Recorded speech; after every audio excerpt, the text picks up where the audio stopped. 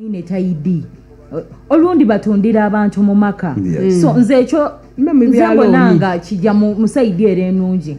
abantu batunda banaibwe biri kugose ebirungi n'ebibi byayo ate omukazi asobola otunda nga twedi n'omusaada yatunda nga twedi exactly kigaba security nti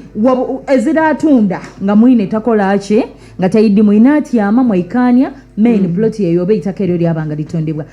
tubalina abantu bangi wini tubalina abantu bangi abokazi yabaawo yabona bw'abaguzi olibona ekintu ekyo vala kyolikwogera ku kinuma nga mwembi mutere ku contribution kuba tulina abantu nga bw'aba solli nakitaire mu ssente kimulumiriza ng'oliisa okutakole ku ndagano kambakolera ku nisinali eno tubibwina abasaada abatunze amaka alina abaana 8 alina omukyala gwawangayire naye for over 20 years kwa mayina ge nag'omukyala nga yiye ng'omuntu yatunda ezirawo osobola amusewera it is his property ati kyendibere ndigezaako kanti eri abaami abakaluubirizibwa okutta ku agreement amayina g'omukyala nga awulira nti tateire ku financial contribution tulina abo then tulina n'abakyala abasiruwala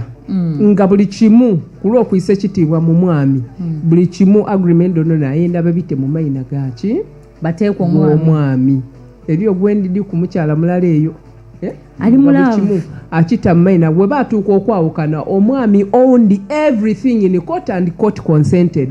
of course era omwami yatwala buli kimu eitaka mayumba buli kimu bw'oba otaire kwa mayina g'omwami lavu yaziba omukyala amaiso buli kimu yakitangamu mayina gaki olutalo olwa mukozi munayimwe oluli mu tawuni wano olowooza ki ekiri bayita buli omu koti yakola atya mukusala omusango yabalaga nga buli omu owninga 50-50 bagitunde bagabanye sente buli omu alina 50 rights ku nnumba eyo butene ekiri bayita ate obona buli omu ayombera ennumba ndigulirawo ningire bwayingira ku ati fuluma mutiyo ate buli omu ayigaliza mwine omukazi bwaba munda ayigaliza omwami bwaba munda ayigaliza so abo batunde bwanumba eyo bagabane sente buli omu atandike life ya fresh bwabalemesa gaini okuba awalala ng'abafumbo eriyo gye beeta emize omusaada mwezi n'omukyala mwezi n'omukazi mwezi mwatuuka ekiseera nga muli kwenda okwawukana nga ye property ekabagayise aye nga n'omusaada akoba ati buti ebyobugaiga kyonna nkirekera omukyala kimulekere mulekere nti aleeteremu abasaada abandi n'omukyala yeena akoba ati ati obugaiga ono omulekera omusaada ono atandikire mu maani gange ate omuno omukazi tisobola ekyo kyonka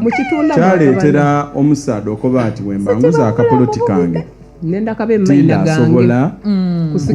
kusikagana noono then ensonga esembayo mema etunjira amawere ag'essaawa 8 ate nga yona nkulu ino olibona ife abasaada nife otuyiiya waka era omusaada bw'oba toli muyiiya waka kiba kitegeeza oli failure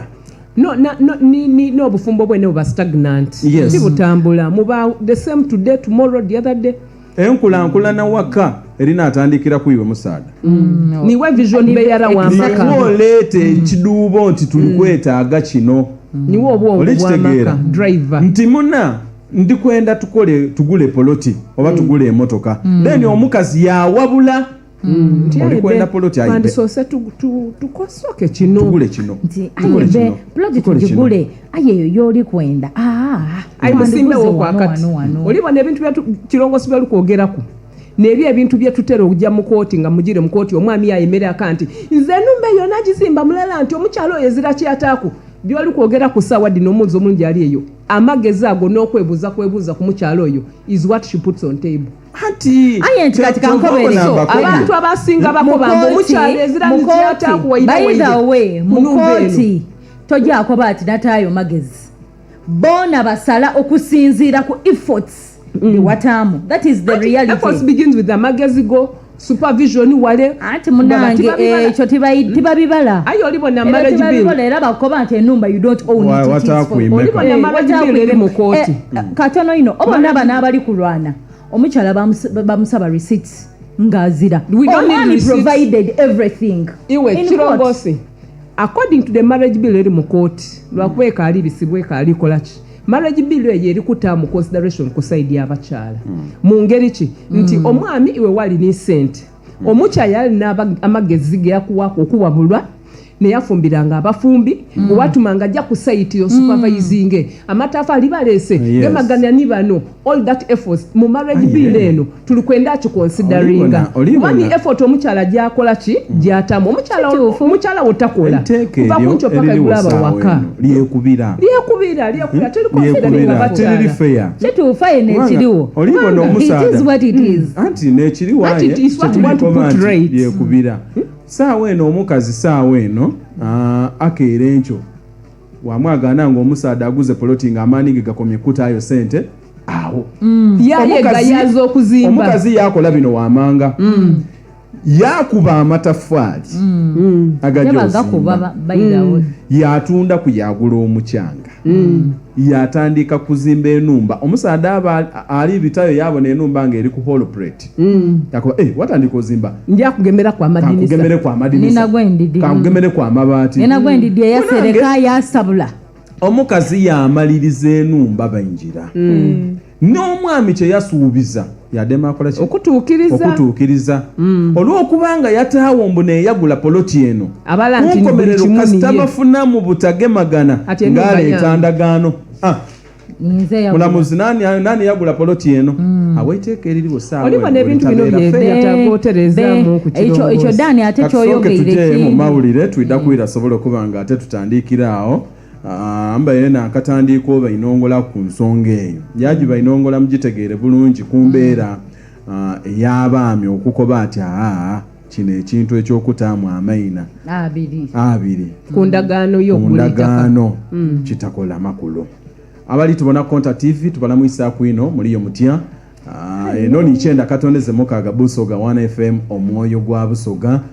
dino ni programs daifede tujja maiso n'okuba nga ate tukola iwo n'okuba nga ate otubona ku mukutu tulina mikutu mingi tulina TV ningi wano tulina Mama TV wale munakapanchu tulina Konta TV bingi aye abali tubonera awo saawa eno mwe bali kuba nga ate mutubona tulijja mawulire gaife saawa 8 otagema ku radio ni wali tubona otakyusa buti eyo TV bakyusa ki yona bakoba nti otakyusa kalimi otagema ku remote yo otagema ku remote direnkaire edde kibina okobo otagema ku kaniyoleza wama otagema ku TV otagema ku remote tulikwira sobolo kuba nga ate tweyongera ya